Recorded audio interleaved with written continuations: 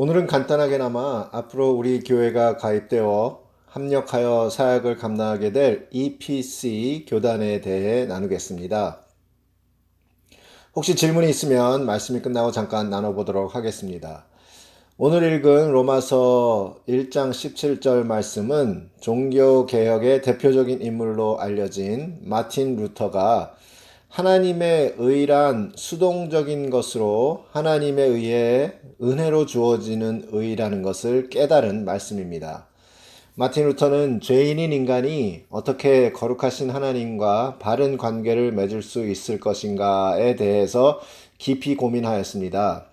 그런 마틴 루터의 고민을 알고 있던 그의 스승은 마틴 루터가 성경에 대해 진지하게 공부하면 평안을 찾을 것이라고 생각했습니다. 그래서 그를 성경학 교수 사제로 임명했는데 그 결정은 마틴 루터가 신앙적인 고민을 해결하는 데 큰 도움이 되었습니다. 그는 로마서, 시편, 갈라디아서 강의를 통해서 의에 대한 개념을 새롭게 깨닫게 되었습니다. 곧 칭의란 오직 그리스도를 믿음으로 죄인이 의인으로 인정받는다는 것이었습니다. 마틴 루터는 1517년 10월 31일 비텐베르크의 만성교회 문 앞에 90개 논제를 내걸어 기존 교회와의 본격적인 논쟁에 들어가게 되며 바로 이것이 종교개혁의 시작으로 알려졌습니다. 그 당시 캐톨릭 교회는 많은 문제를 안고 있었습니다. 그중 하나가 면죄부입니다. 면죄부란 금화가 헌금궤에 떨어지며 소리를 내는 순간 영혼은 연옥을 벗어나 천국을 향해 올라간다는 이론입니다. 면죄부는 로마 캐톨릭 교회의 주요 수입원이 되면서 교회는 면죄부 영업에 열을 올리게 되었습니다. 실제로 중세 교회의 신자들은 하나님께 자신의 잘못을 뉘우치는 진지한 신앙생활보다는 면죄부를 구입함으로써 죄의식을 면하려는 손쉬운 신앙생활을 좋아하였으며 구원을 돈으로 살 수 있다는 교회의 주장이 과연 성경의 가르침에 맞는가에 대해서는 생각하지 않았습니다. 이런 캐톨릭 교회의 문제들을 바로잡고자 마틴 루터는 95개의 논제를 내걸고 캐톨릭 교회가 하나님 앞에 바로 서기를 원했습니다.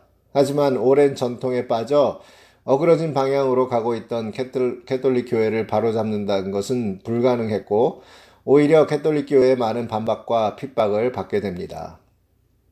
캐톨릭 교회를 바로 잡으려던 이 움직임은 결국 종교개혁이란 역사적 운동으로 이어지게 됩니다. 이 종교개혁을 통해서 개신교들, 곧 루터교, 장로교, 감리교, 침례교 등이 세워지게 된 것입니다. 그중 장로교에 큰 영향을 미친 또 한 명의 신학자가 바로 칼빈입니다. 장로교 신학의 바탕에는 five sola와 tulip이 있습니다. 솔라란 라틴말로 오직이란 뜻입니다. 5가지 오직에는 오직 믿음, 오직 성경, 오직 그리스도, 오직 은혜, 그리고 오직 하나님께 영광입니다. 먼저 오직 믿음이란 우리가 의로워지는 것은 예수 그리스도를 통한 하나님의 은혜로 믿음으로 말미암아 이루어진다는 뜻입니다. 하나님의 완전한 의를 이루는 방법은 예수 그리스도의 의가 우리에게 전가되어야 합니다. 우리의 의는 어떤 선행에 의해서 이루어지는 것이 아니라 예수 그리스도의 의에 연합함으로 이루어지는 것입니다.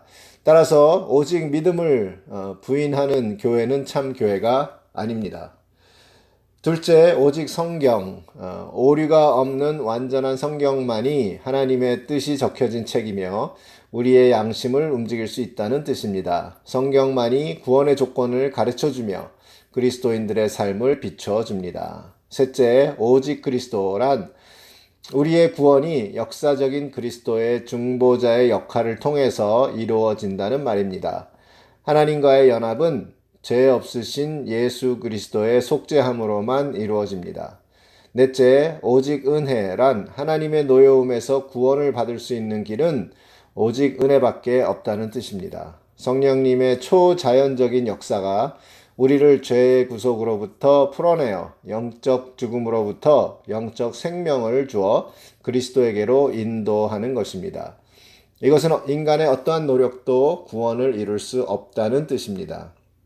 인간의 어떠한 방법도 이런 변화를 이룰 수 없습니다. 믿음은 죽어있는 인간이 만들어낼 수 있는 것이 아닙니다.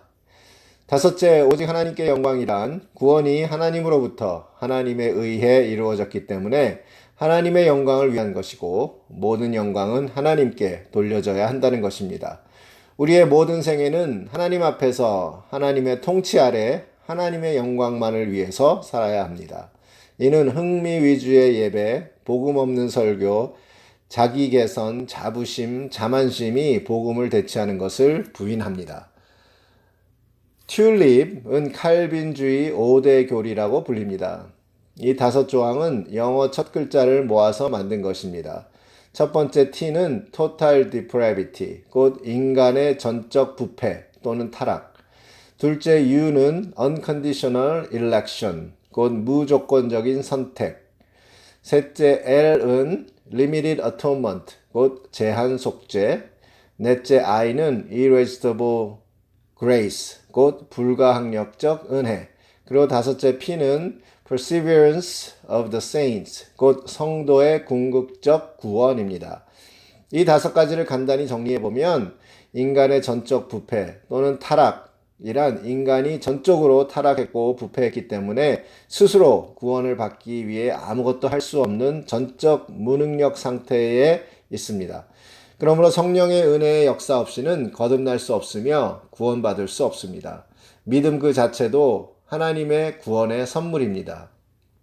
무조건적 선택이란 하나님의 주권적 의지 속에서 특정한 사람들을 선택하셔서 그에게 은혜로 믿음과 회개를 허락하신다고 믿는 것입니다.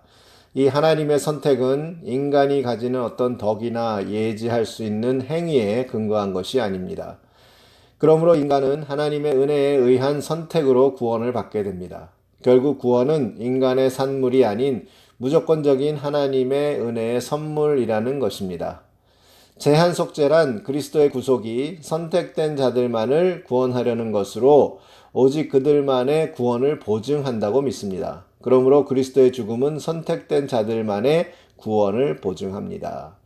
불가항적 은혜란 복음을 들은 모든 선택된 자들은 성령의 역사로 궁극적으로 구원을 받습니다. 선택된 자들을 부르시는 성령의 내적 소명은 거절될 수 없다는 것입니다. 성령님은 택한 자들의 구원을 적용시키는 데 있어서 누구의 도움도 필요로 하지 않으며 또한 어떤 제약도 받지 않으십니다. 그러므로 선택된 자에게 미치는 이 은혜는 누구도 거절할 수 없습니다. 성도의 궁극적 구원이란 하나님의 은혜로운 선택을 통해 그리스도의 구속으로 인해 구원을 받은 자는 영원히 구원을 받는다는 것입니다. 이들은 하나님의 능력과 성령의 도움 속에서 끝까지 믿음을 지키며 인내합니다. 이렇게 개신교가 시작되어 성경적 믿음을 지켜왔지만 세월이 흐르면서 또다시 자유주의의 신학이 침범하면서 장로교단 내에 보수주의와 자유주의로 나누어지게 됩니다.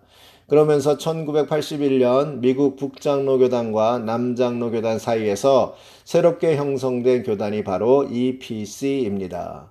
EPC는 Evangelical Presbyterian Church, 즉 복음주의 장로교회란 뜻입니다.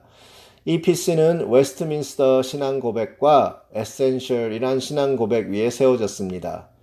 웨스트민스터 신앙고백은 1646년에 작성된 것으로 개혁 복음주의 교회들의 믿음의 신앙고백입니다.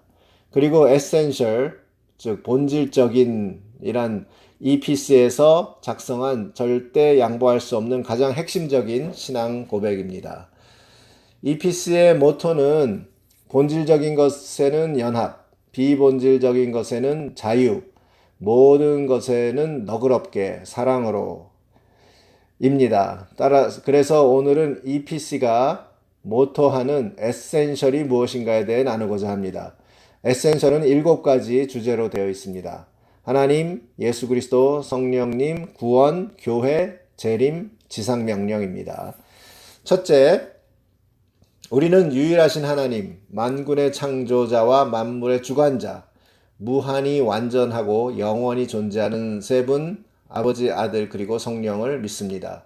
그분께 모든 존귀와 영광과 찬양을 영원히 올립니다.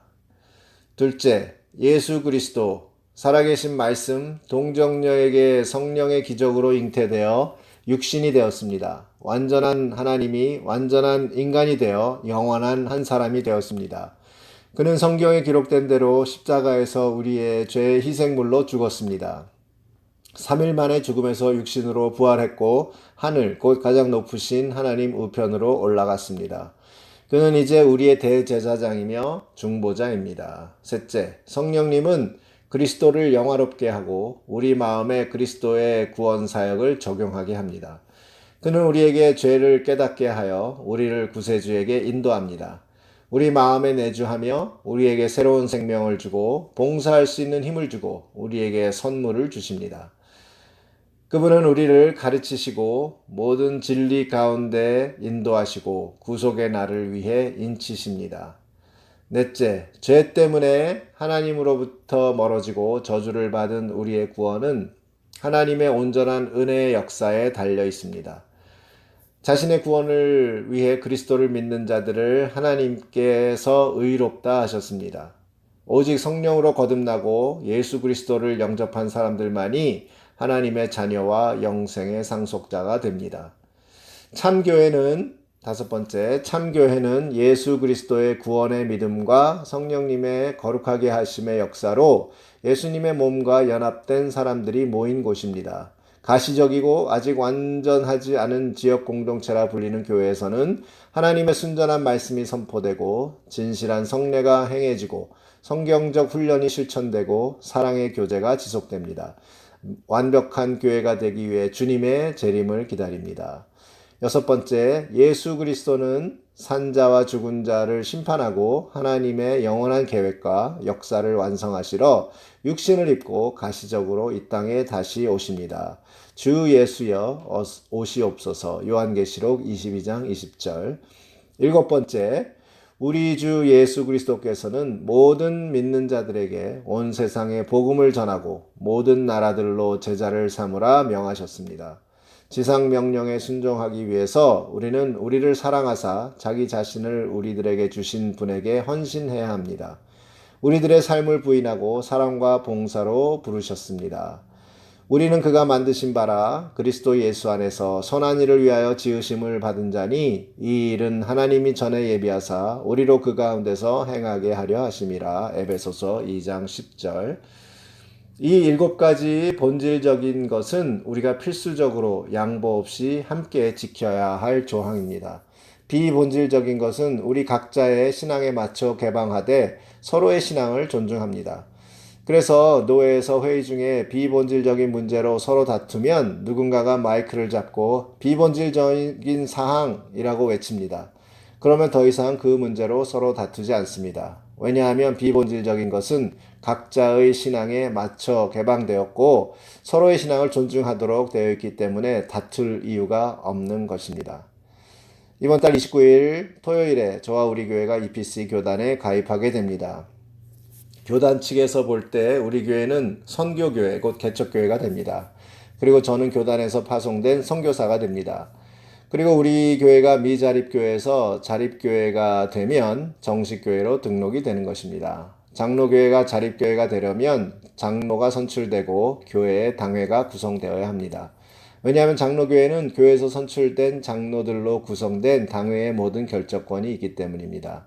당회가 없다는 것은 아직 교회 구조가 갖춰지지 않은 상태이기 때문에 미자립교회가 되는 것입니다.